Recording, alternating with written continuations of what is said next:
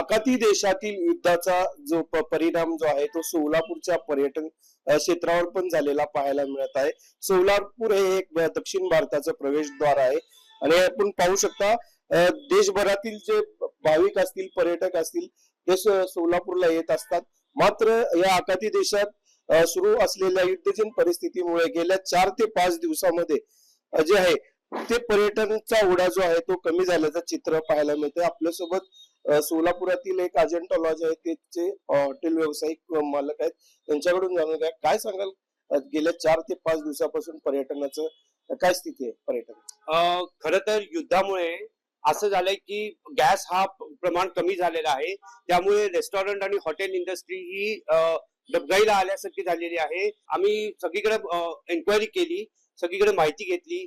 ही gas जी आहे हा पूर्णपणे बंद झालेला आहे. जो व्यावसायिक गॅस आहे, घरगुती गॅस थोड्या प्रमाणात मिळत आहे ते त्यामुळे व्यावसायिक गॅसचं प्रमाण कमी झाल्यामुळे हा हॉटेल इंडस्ट्री ही पूर्णपणे स्तब्ध झालेली आहे आणि याचा परिणाम पुढे काय होईल हे बघणं गरजेचं आहे. आणि त्याचप्रमाणे भारत सरकार असो, राज्य सरकार असो किंवा सोलापुरातील प्रशासन हे जागे होऊन काय मधला मार्ग काढता येईल हे पाहत आहे.